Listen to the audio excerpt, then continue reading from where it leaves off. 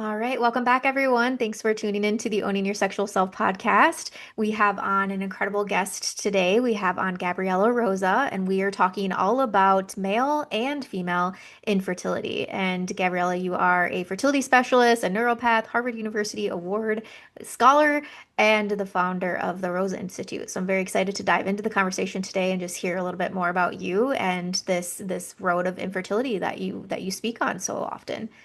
Yeah, absolutely. Thank you so much for having me. It's been a long time since I have been helping couples overcome infertility, recurrent miscarriage, and failed treatments. And I think that, I have a unique perspective on that because of the length of time that I have been doing it, but also my training, integrative medicine and being a naturopathic doctor with traditional kind of expertise I've got a master's in science, in medicine and human genetics.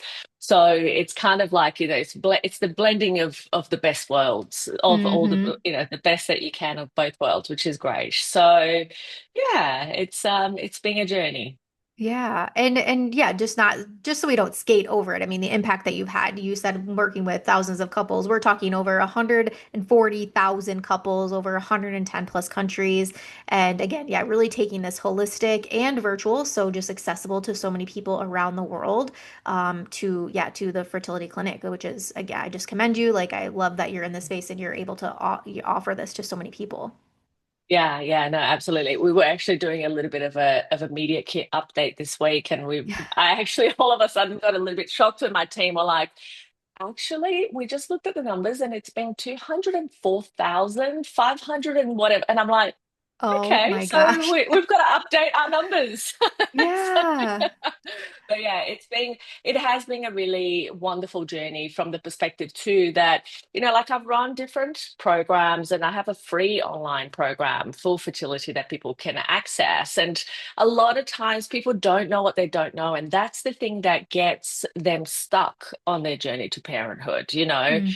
And that's why the Fertility Challenge, which is the program that I've kind of brought out. Like, it's funny. I've been doing this work since 2001, and since 2011, I've been running the Fertility Challenge free online program. And what's really fascinating, and we literally have one happening right now, and there's one that happens multiple times a year.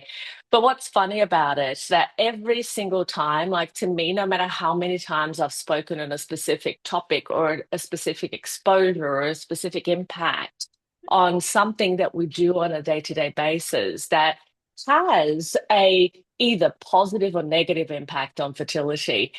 How frequently, because to me it's not new anymore, Hmm. obviously. Hmm. You've spoken about it so many times, it's kind of like, okay. But at the same time, I understand that for that person, it's their first time. And so every time that I speak about it, I think like, surely people are going to know this by now. And then Hmm. they're like, oh my God, that blew my mind. And I'm like, wow, like give you an example, a quick little example. Like a lot of times people don't realize that the impact of drinking unfiltered water on their fertility and their reproduction Wow. because there are so many chemicals. There's like literally thousands of chemical signatures within a sample of unfiltered water. And if you're drinking that, it obviously, exposure to disease, exposure to outcome is essentially what you're going to expect in Mm. public health. That's what we're looking for. What are the effects of day-to-day lifestyle environment and what is the likelihood of health or disease, right? Which is the Hmm. outcome that you're looking at. And, when it comes to fertility, there are so many of those things that we are surrounded by in our day to day. Some we can influence, some we can't. Water is one of those that we are obviously surrounded by and consume on a Yeah. daily basis several times a day, and either that water is going to be health promoting and health giving, or it's going to be health detracting. Mm. And so a simple solution there is like, okay, just install a reverse osmosis filter or a very good quality water filter and you've handled that piece. But the reality of it is that when people don't understand that that's even a problem, or they don't understand the depth of the problem, it's easy to dismiss and go, oh, it's just water. I'll just buy bottled water, which does not solve the problem. And hence why, didn't actually say go and get yourself bottled water, because then you're in touch with even more chemicals and more directly impacting, particularly things like your phthalates, bisphenols, because of the plastic in the Hmm. water. Also, often, those bottles have been sitting in the sun, have been transported, have been in there for ages. And whatever is leaching into that water, you are then consuming. And those are endocrine disruptors, those are blockers to how your hormones operate. So there are things like that often people don't really understand or don't really, know that it can be impactful to them to first learn and to Hmm. second make adjustments that are going to be in their best interest. Yeah, oh my gosh, we're not even 5 minutes in. You're already dropping some knowledge on us. Like, I'm sure people are listening to this, like, yeah, didn't know that, didn't realize that that was a thing. And yeah, I'd love to just help listeners understand infertility more as a whole, because I think when we think about infertility, it mostly comes up as a female issue, and that we're learning more and more that that's not necessarily the case. So please tell us, like, what is the reality about male and female contributions when it comes to fertility? Yeah, I think this is one of those unpopular, pieces of information for Hmm. some men because they think like, okay, infertility is a woman's issue. And sometimes, I'm seeing a little bit of a distinction these days. 10 years ago or even 15 years ago, it was much more prevalent that men would shy away from having investigations and overtly say, no, there's nothing wrong with me, Hmm. and kind of continue to push that line. I think today people are much more open to the possibility that, okay, maybe this is not just a woman's issue.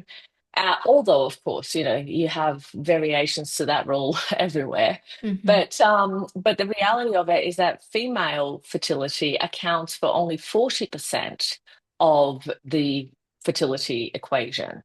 Wow. Male fertility equates for the other 40%.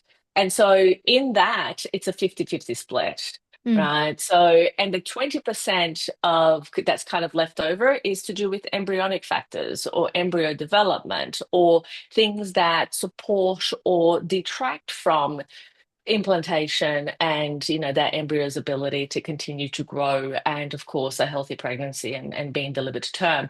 And sometimes within that 20% you're going to have things that are specifically derived and driven by the embryo itself. Hmm. And then you will have environmental factors, for example, whether the lining, is welcoming enough, the lining of the uterus, whether, there are external chemicals and toxins impacting that embryo formation and development. So, for example, if a man smokes and their wife is pregnant, that secondhand smoke is definitely going to be impacting the risk of keeping a healthy pregnancy to term. Mm. So it's like, even though that's not necessary, and of course, without even saying it, we know that the egg and the sperm are also going to be affected by first-hand, second-hand, and third-hand smoke. It kind of shocks me still Hmm. Hmm. when I talk to people who have been infertile sometimes for years and are still smoking. I'm like, okay, and I get it, a very addictive substance. There's contention for some people in terms of what do I want more? Do I really want to change my lifestyle if things aren't working?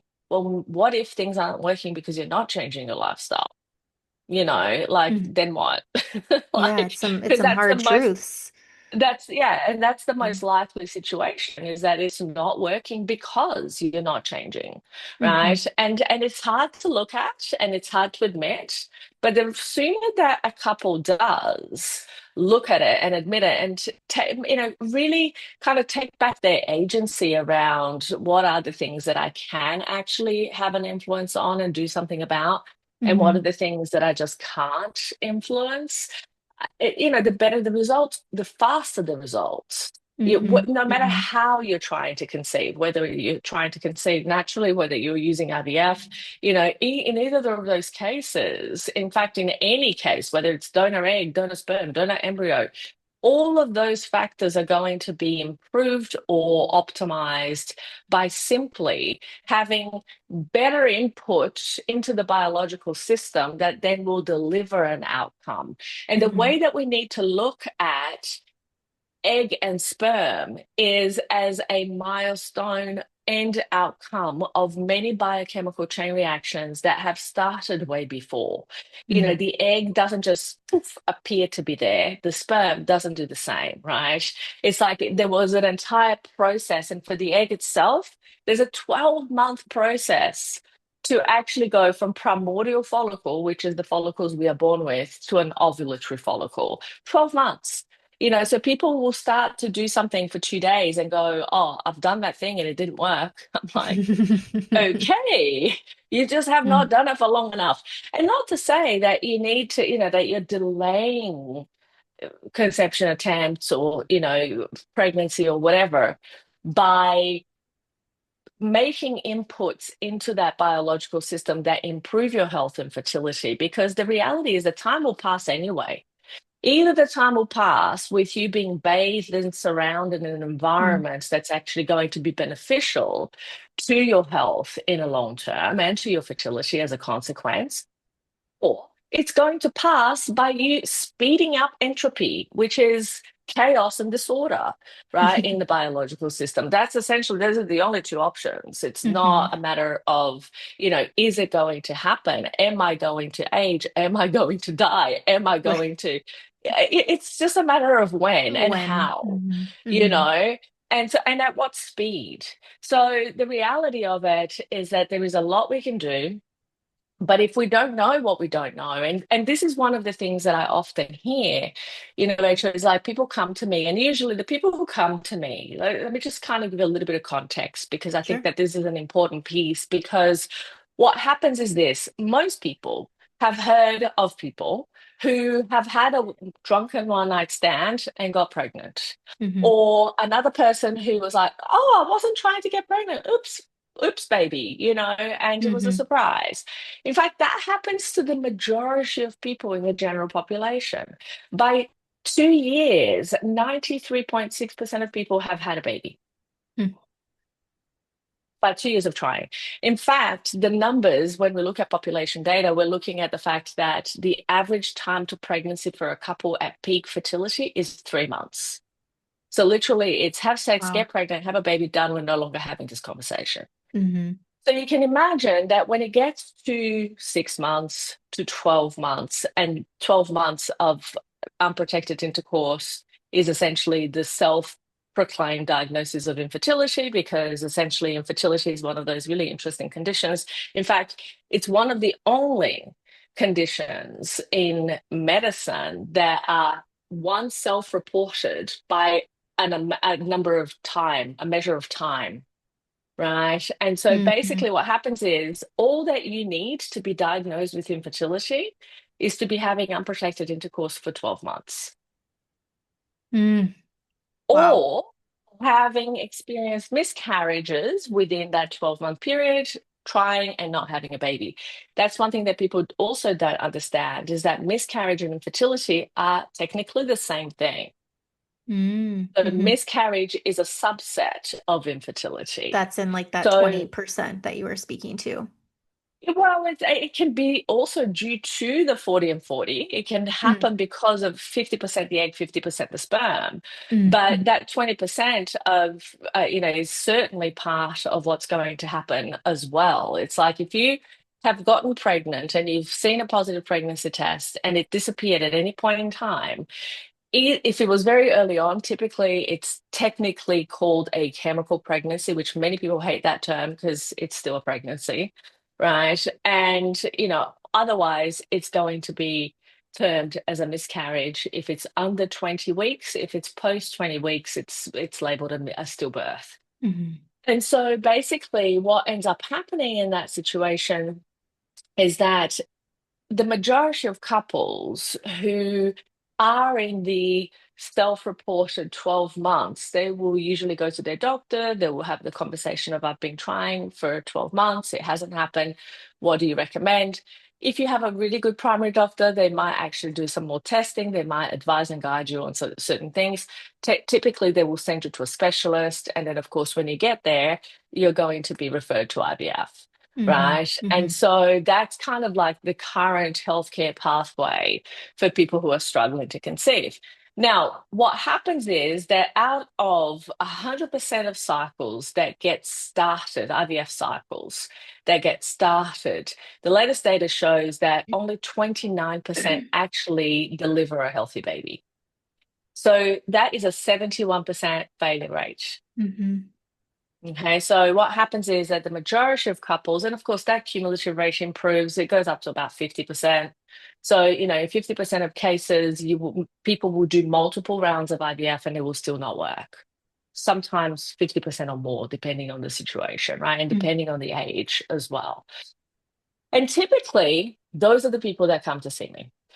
Right? Mm-hmm. So it's the people for whom not only it hasn't been straightforward because it's been more than 12 months and they haven't conceived, or they have done multiple treatments and it hasn't worked.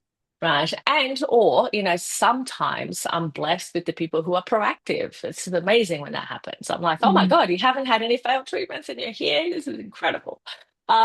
Because basically people now are starting to realize that the sooner they intervene in a positive way and get to the bottom of the proper diagnosis, because this is another thing that happens in the healthcare system, is that because the vast majority of patients conceive without trying, public health funding is finite and quite, like for the amount of people and amount of care that's needed Mm-hmm. for people to actually just live a decent life, there isn't enough to go around. And Mm-hmm. fertility is not a life-threatening condition, right? And so what happens is that it gets completely ignored, underfunded, underserviced, because basically, well, unless you're willing to pay as a couple and, privately, it's going to be something that you're not going to get a lot of support for.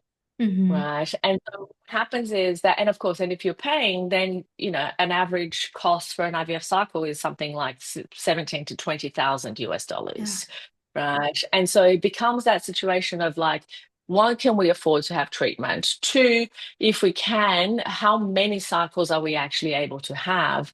Now, there was a study that was published in the journal called Human Reproduction, and it shows that, and this was out of 178,000 started IVF cycles, that they needed, on average, 8 IVF cycles to have close to an 80% live birth rate. Now, imagine that. Most people will not be able to afford 8 cycles or more to be able to take home a healthy baby. I mean, forget college, that's for sure. You know, Yeah. No we have shit. ChatGPT Wow. these days, Yeah. right? Is that most people are not going to be able to afford that. And so understanding, and part of the reason why this repeats itself, as I was saying before, is because funding is really not directed towards understanding the why Mm-hmm. something is failing and not working when it comes to fertility, because most people conceive without trying. Okay. Mm-hmm. And so then what happens is that even the guidelines for testing and uncovering issues, let me give you an example. A woman has to have had 3 miscarriages before investigations are started. Wow. Imagine that. Imagine if you get pregnant, you see your baby's heartbeat at 8 weeks on a scan, and then you go for your second ultrasound at 12 weeks, and there's no heartbeat. Mm-hmm. Imagine having to experience that 3 times before investigations begin. Mm-hmm. Yeah, it just And seems, yeah, that, it's like like make sure you've had enough trauma before you begin this. yeah, And then knowing that stress also plays a role in fertility based on what I was reading in your things, right? We know this to be true. That yeah, that makes zero sense to me. Like let's make sure Yeah, you're really raw and emotional and traumatized before starting this. And then yeah, let's hope that you have enough money that you can give it a go at least 8 times, like to be some successful with it. That yeah, is yeah. wild. Yeah. And so what happens, also in terms of miscarriages, and this is something that a lot of times people don't realize. Let's say you do have a miscarriage at 12 weeks. By the time the body gets back to baseline for you to be able to feel normal again, your Mm, uterus has gone back. Because by the time you're 12 weeks, like your uterus has expanded, your hmm hormones are hmm like your boobs are bigger, there's a whole lot of bodily changes that have occurred as a result of you being a third of the way through your pregnancy. Let's make no mistake about it. It's a third of the way through, hmm right? So it takes typically about the same amount of time for that kind of those changes to revert back to baseline. mm, Okay. So that a woman can really start trying it. Some doctors will say, yeah, you can start trying the next month, but it's unlikely to be successful anyway mm, because your body's not quite ready for conception yet. It's kind hmm of like getting over the fact that you've just given birth, so to mm. speak, Yeah, yeah. right? And so let's say that you will go back to baseline and that's taken 6 months to get to baseline, hmm right? And then you start trying again. Most people who are having difficulty, it's very conservative to say that they will be pregnant in the next 6 months, but let's say that yes, they've been successful, they got pregnant again 6 months later. hmm That's 12 months down the track. Okay. Now let's say that this repeats itself and you have a miscarriage at 12 weeks and then you get back to baseline and then you try. That's 2 years down the track. hmm Now, if you're 39, 40, do you have time to have three miscarriages before investigations begin? Absolutely not. Mm-mm. Yeah. Absolutely not, because you will surely run out of time to have a baby trying. And Yeah. so that's why, for me and my patients, I am like ultra proactive to begin with, because I know that what people don't have to, a lot of times people are like, oh, you're running out of time and, you better hurry up and do this thing. And that's a lot of the pressure tactic that happens, hmm even though it's unknowingly or knowingly, I don't know, that happens through IVF clinics. It's like, oh no, you've got to hurry up, you've got to do this because you're running out of time. And actually, the way I see it is that not that people are running out of time, they're running out of cycles to waste.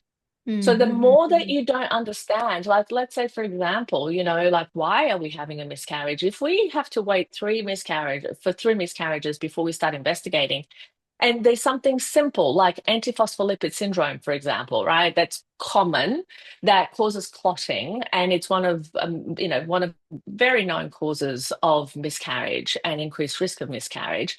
Now, let's say that that's the issue, and that doesn't get tested the first time around, and or even proactively tested in the preconception phase, right? You're going to be so much more likely to have a miscarriage, and let's say you have had two miscarriages 2 years later, and then that gets tested.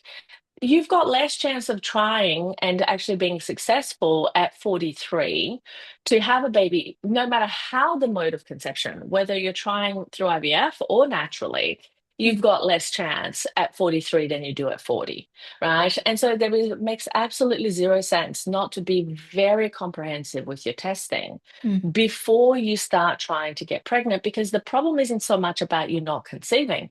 It's actually about all of these kind of starts and stops that can also happen, right? hmm What I also see is that sometimes people come to me after 10 years, 15 years of infertility, and they think, well, I'm infertile. I've never been pregnant. I've never had a miscarriage.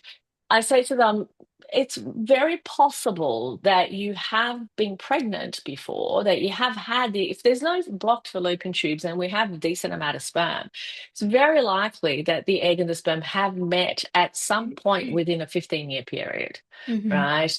And then typically what hasn't actually happened either is fertilization has not occurred or implantation has failed. And so it's not that you haven't been pregnant. Similarly, when somebody goes through IVF and has an embryo transferred, at the point of transfer, you are pregnant no matter what. Even if you don't see a positive pregnancy test 2 weeks later, you are still pregnant, which means, and this is the important piece, is that we can't just say, oh, it's better luck next time. It's a numbers game. Just keep trying. Because Mm, that is what makes people run out of cycles to waste. mm, It's the fact that we don't know what we don't know. So people come to me and say, I've tried everything and nothing has worked. And I'm like, well, actually, no, you haven't. You mhm, just have run out of things that you know you could try. Your ceiling of things you know, you've hit that for sure. mhm, Right. mhm, And sure, there are other things that you're not even aware could be an issue for you. But mm, that unless we uncover them, we keep having more of the same results and continue going around in circles. So that's why for me, I've developed a very in-depth framework, the fertile method, to ensure that we don't leave anything to chance, that we mm, leave no stone unturned, that we literally are like it's going through the checklist, It's a mhm. giant thousands of items checklist, but it's a checklist that Yeah. we just go, okay, let's make sure that we don't leave things to chance. And that has worked incredibly well for my patients because my program, I studied it as part of my Harvard thesis for my master's in public health there. I'm currently doing my doctorate there. But when I did my master's, one of the things that I did was actually to go and understand who are the patients that we support, who are the patients that we get our best results for, what are the details of these cases, Mhm, obviously knowing that we were applying the same reproducible framework, and we were able to demonstrate a 78.8% live birth rate for people who on average had been infertile for 4 years, plus or wow. minus two and a half. And Wow. almost 50% of those people had had previously failed IVF cycles. The really Incredible. cool statistic Yeah. that we had was that, we had miscarriage rates prior to treatment were 53.5%, and we were able to get that down to 13.5% after treatment. So, it's one of those things that it's not enough to Mm, just go better luck next time. mhm. You know, it requires strategy. And of the patients that I treat who end up being successful and taking home healthy babies, it happens because of strategy, not because of luck. Mhm, And that's the big mhm. thing that I think people need to understand and realize is that there is often more, you just don't know what it is yet. Yeah, so that's when spoke in the beginning and said like you're bringing more of this holistic approach. So you're working with people. It sounds like more outside of just the medical perspective. Like you're looking at their nutrition, their lifestyle, their environment. The yes, hormones are included in this, but I'm thinking of other conditions like more from like female infertility, things like PCOS, endometriosis, thyroid issues, right? Like sperm health on the male side. Like there's so many moving factors to this. So when people are coming to you you're saying you're looking at it under that broader umbrella. So your scope is including all of these things. Absolutely, absolutely. And it's interesting because, one of the things that we often see is that people will come in with some or all of those things that you just mentioned in Hmm. the same Hmm. couple, you Hmm. know. Hmm. Yes, yeah. And so then like going, okay, let's prioritize and rank what it is that we need to work on first. Because you see, here's what happens. When you have an outcome, whether it's inability to conceive, inability to keep a healthy pregnancy to term, that is an end result, as I've mentioned earlier, of many biochemical chain reactions that start all the way much sooner, Mm, right? IVF is trying to address it from a very kind of close to the outcome perspective. But if we address it from there, we have less leverage to be able to actually make a difference to all of those other aspects. The other thing that we also need to understand is that throughout those biochemical pathways, there are multiple places that you will find and multiple impacts that will have an impact on various different things along that journey, which will impact different health conditions. So, all that to say is this: if we start working much, much earlier upstream in mm, terms of health and health optimization and reproductive function optimization, we are able to pick and clean up, so to speak, many more factors and issues that actually will impact the outcome and be able to help us to change it mm, because we're starting much, much higher upstream, you mhm, see. Other than just going, okay, let's just get the egg and the sperm to meet, but hang on a second, what's happening with the thyroid? What's happening with the metabolic function? Do we have insulin resistance? What's happening with, and insulin resistance, mind you, will impact male and female fertility. We're knowing more and more these days about the impact of blood sugar dysregulation on sperm Hmm. parameters, as well as, ovulation and the ability to actually impact pregnancy and keep a healthy pregnancy to term. Hmm. So the every single aspect of our lives will have an impact on whether things are working or not working so well, Hmm. right? It's almost like you need to look at it from the perspective of like, if you don't have the outcome that you want, because I had this patient once who came into my office and she was very, very upset, understandably. Like infertility it's a very challenging thing to go through, especially when all you see are people around you, having babies and getting pregnant. There's women in particular go through these stages where they grew up with all of these friends who all of a sudden they start getting married and having babies and doing all of these things. And then, women are very much comparing themselves with, but hang on a second, I don't have that yet, or I'm not there Hmm. yet, or whatever it is, right?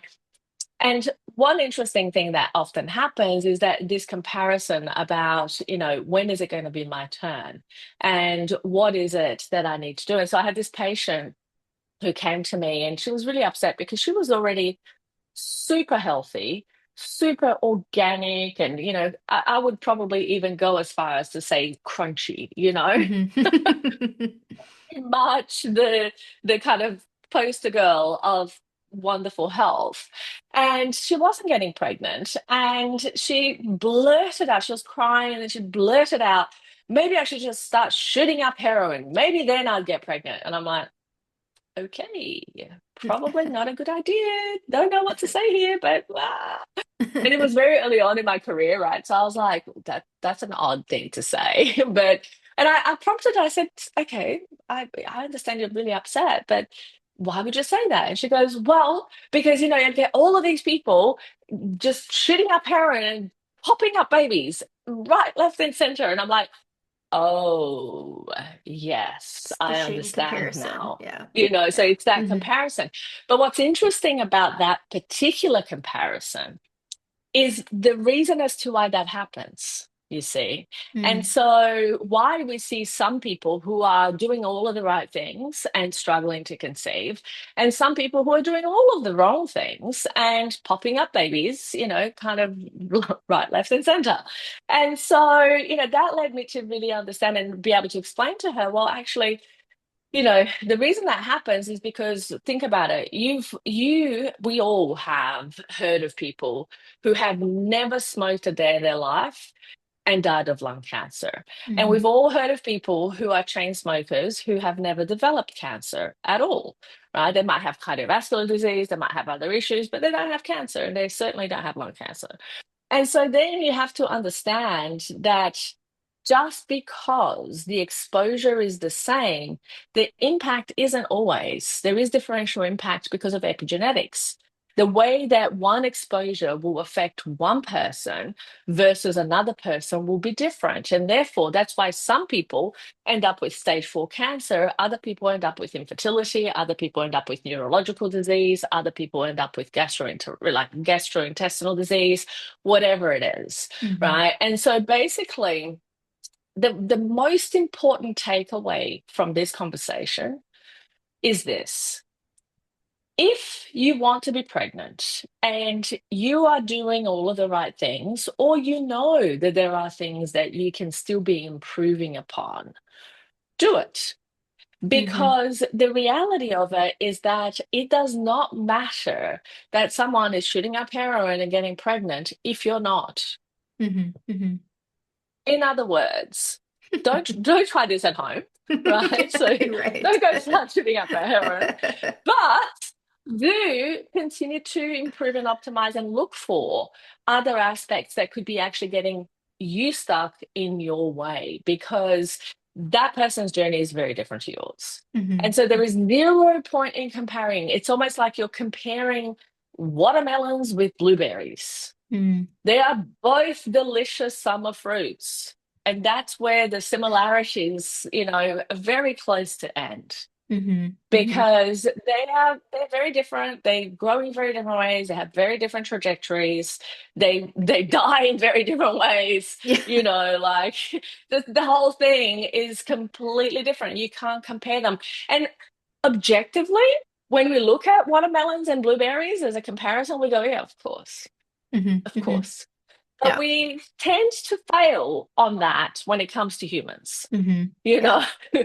we tend to think that just because we are both human, that it should be all of the same, and it's not. Mm-hmm.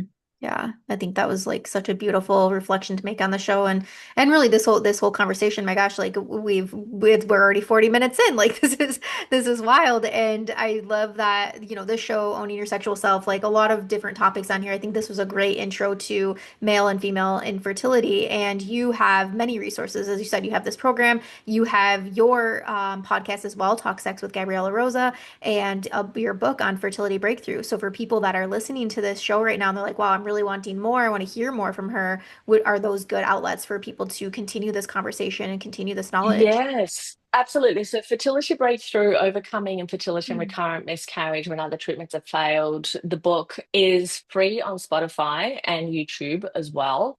Obviously available in every bookseller, but I think that it's a really great, compact way to get started. I do read the book, so you will get my voice. If you don't like it, read it. Um, and so basically that's one way. The fertility challenge is another way, and I highly recommend it for anybody who, really wants to kind of dive deeper and understand more and understand about the implementation pieces that they can Mhm. actually do. So they can go to my website, which is fertilitybreakthrough.com, and or Google my name, Gabriela Rosa, Gabriela Rosa, and it's Gabriella with one L. But basically, if they go to the website, fertilitybreakthrough.com, usually on the front of the website, they will be able to figure out how to register. It's free. It has been free for the last, 1.5 decades since it Mhm. started, Mhm. and it will continue to be free. I'm very passionate about education. I'm very Mhm. passionate about population health, and I feel that this is a way in which people can engage, Mhm. at absolutely no obligation, but really gain a massive amount of benefit from it. So, yeah, those are Yeah. really great places to start. Yeah, and thank you for making that accessible for so many. Because as you said, right, we named already the cost of what IVF treatment would be for people. And so the fact that people can get this through so many different outlets, I think is really wonderful. And yeah, I'm curious from you, just kind of as final takeaways here. So somebody's listening to this that is struggling with infertility. What is the message that you want them to remember after this episode today? Pregnant now to get pregnant later. The Mm, reality is that everything that you do today as a couple, so this applies to both men and women, like hmm. imagine that, men have to imagine being pregnant and delivering a baby, but just indulge me for a moment. Right now within you, you already have 50% of that little baby that you want to create. It's really important that you're giving it the environment and all of the nutrients and nourishment and resources that it needs to Hmm. develop in a way that's going to most benefit that meeting of the egg and the sperm, and of course the embryo that it will create. That's the Hmm. only place of kind of input that we have before the embryo becomes the embryo to optimize the embryo, Hmm. right? And so that's a really important takeaway, is that every single thing that you would absolutely start doing or stop doing if you were pregnant right now are the things that you need to start doing and stop doing right now without a deadline. Hmm. Hmm. And you do that until you're holding your baby. It's Hmm. really that important. Hmm. And for many people, it's the unlock. It's the Hmm. thing that actually makes them be able to go from struggling with infertility, miscarriage, failed treatments to be able to take home their healthy baby. And of course, with that comes doing the proper diagnostics, because you can be putting in all of the wonderful nutrients into your body. You have an STI that hasn't been treated, and you are not going to take home a healthy Hmm. baby. So you can't ignore that. This has to be a comprehensive approach. It can't Hmm. be a one-sided, situation. But Hmm. act pregnant now to get pregnant later. That's the Hmm. biggest takeaway. Yeah. Yeah, I love that because I feel what I'm hearing more and more as time goes on is women are waiting later in life to get pregnant. And so I'm maybe in my 20s, I'm like, well, I know someday I want to, but I'm not ready right now. And so if that's the listener that's listening right now, that applies. And it's also the listener that is already been going through the fertility struggles where if I were to become pregnant, what would I be doing? Let me start doing those things now to support this. And many of these changes and behaviors are also just supporting overall general health too, right? Like it's Absolutely, not a just your hundred fertility health, percent. but yeah, just Yeah, overall good health 100%. choices. Absolutely. And I think that something that you said that is so important to highlight is that reproductive health starts at the womb. Mm-hmm. It starts at the womb. We, you and I, and everybody Mm-hmm. listening to this, were in their grandmother's womb Mm-hmm. when It's your mother was wild. being gestated Mm-hmm. as a fetus, right? Women are born with all the eggs we ever have. So we were all in our grandmother's wombs. Mm-hmm. So what the inputs, the exposures that your grandmother had, especially before birth, especially as she was gestating your mother, you also had, and Mm-hmm. that continues on. So all of the things that we do, that's why, when I see little girls painting their nails and wearing makeup, I'm like, no, don't do that to little girls, because Mm-hmm. so many of these nail polishers and acetone removers and non-acetone removers and all of those things are directly linked to infertility, miscarriage, and things that happen Mm-hmm. later in life, and puberty blockers, and all Mm-hmm. sorts of things, or even precocious puberty as a result of these endocrine disruptors that get absorbed by the nails and the nail beds, and all of Mm-hmm. that. So it's kind of like what you said is so true. It's whether you're a teen, whether you are in your 20s, 30s, trying to conceive right now or wanting to in the future. The same thing applies to all people, Mm-hmm. and I think that's a very important note as well for people Mm-hmm. to know. Yeah. And this applies to boys and girls. It's so funny because I have two boys, and one is 13, the other is 10. And I'm constantly, like they have all these ideas about what they're going to do and what they want and this and that and wherever else, right? Like, oh my God, children, how did this happen? And so often my son will say, Mum, can I, what, like, I don't know, like, can I do something? And I'll say, no, you can't because it's not good for your health, in the long term. And usually I'm looking at not just his overall health, I'm looking at his reproductive health, not because I want to be a grandmother per se, Right. but I want him to be Yeah. able to have the option, Mm-hmm. like if Mm-hmm. he wants that, then great. Like it's making it easier for your children to be able to reproduce later in life if they so choose. They may also decide that no, they don't want to have children. That's okay. But the Mm-hmm. reality is that most people want to have the option. Mm-hmm. Yeah, absolutely. Yeah, options are good. Yeah. Yeah, Well, thank you yeah. so much again, yeah, for this conversation. I think this again was a great intro for people that are wanting to just learn more about this topic and yeah, just this different approach that you bring and something different than maybe what they've been hearing in their medical settings if they're in this world right now.